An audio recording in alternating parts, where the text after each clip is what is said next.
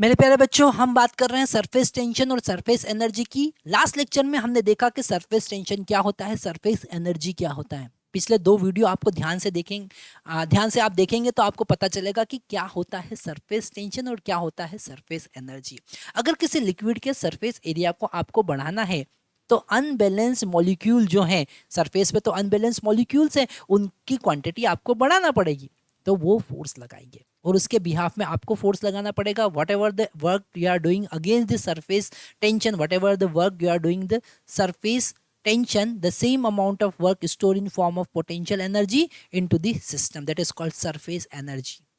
Okay और वो जो सरफेस टेंशन वहां पर लग रहा है पर unit length, that is called surface tension. आज हम देखने वाले हैं relation between surface energy and surface tension, जिसको हम कहेंगे work done by surface tension. कभी कभी क्वेश्चन इससे रिलेटेड भी आते हैं। क्या होते आते हैं? Work done bye bye surface tension. ठीक है, work done by surface tension, work done by surface tension. Okay तो यहां पर अगर हम work done by surface tension find करना चाहते हैं तो फिर से हम एक इमेजिनरी सरफेस कंसिडर करेंगे। ठीक है, हम इमेजिनरी सरफेस कंसिडर करेंगे और यहाँ पर इसका जो विड्थ है वो हमने एल लेंथ का कंसिडर किया और यहाँ पर एक इमेजिनरी लाइन हम कंसिडर करेंगे, है ना। हमने यहाँ पर एक इमेजिनरी लाइन कंसिडर की है ना, वो थ्रेड भी हो सकता है ना। और यहाँ पर हम एफ एक्सटर्नल फोर्स लगा रहे हैं। ओके, अब ये एफ एक्सटर्नल फोर्स जो है ना, एफ एक्सटर्नल फोर्स हम किसके अगेंस्ट लगा रहे हैं? सरफेस टेंशन के अगेंस्ट लगा रहे हैं। तो इधर लग रहा है सरफेस टेंशन एफ। ठीक है, ये एफ जो है वो है force due to surface tension. क्या है? Force due to surface tension. Okay, और यहाँ पर आप जो फोर्स लगा रहे हो उसके कारण ये जो थ्रेड है या ये जो लाइन है वो डेल्टा एक्स डिस्प्लेस हुई। हमने ऐसा कंसिडर किया। ठीक है, delta x is the displacement of line thread. Okay, उसका डिस्प्लेसमेंट है। तो यहाँ पर अगर हम वर्क डन की बात करें, work done by surface tension, तो फोर्स इनटू डेल्टा एक्स होगा जो कि नेगेटिव होगा if you are increasing the surface area, and if you are decreasing the surface area work done by the surface tension is positive. So work done against the surface tension, if we are finding the work done by external force, it is F into delta x, definitely positive will be there, and it is equal to surface tension into length L.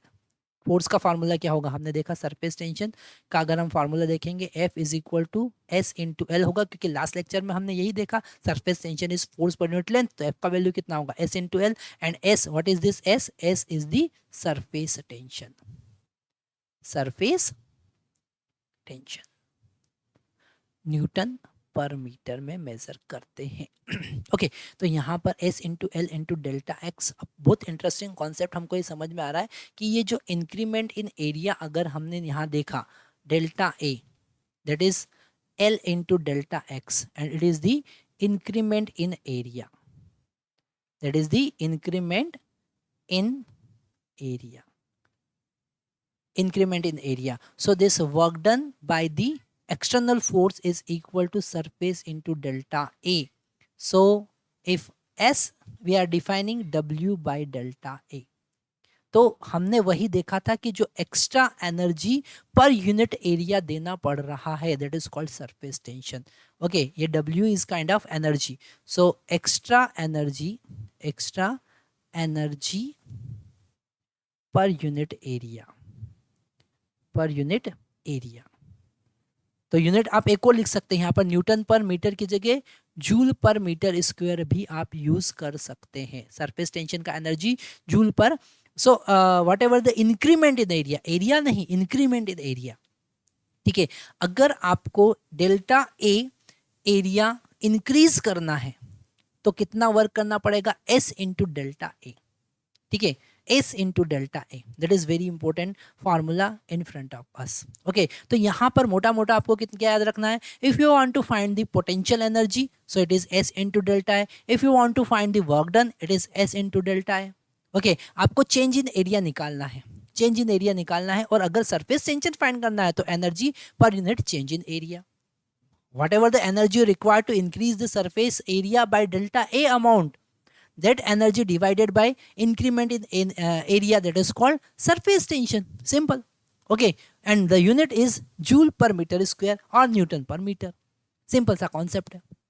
तो यहाँ पर हमने जो concept देखा उसमें numerical बनने के chances कैसे होंगे, सरफेस एरिया से रिलेटेड, सरफेस एनर्जी से रिलेटेड, या सरफेस वर्क डन से रिलेटेड, या एनर्जी गेन और energy loss due to the surface tension, उससे रिलेटेड जब कभी न्यूमेरिकल बनेंगे तो आपको केवल एक ही कॉन्सेप्ट याद रखना है, वर्क डन और energy is equal to surface tension into change in area. Surface tension into change in area, surface tension into change in area. Okay, जैसे कि अगर हमने 8 वाटर ड्रॉपलेट्स को कंबाइन कर दिया, 1000 वाटर ड्रॉपलेट्स को कंबाइन कर दिया, तो सरफेस एरिया डिक्रीज हो जाएगा.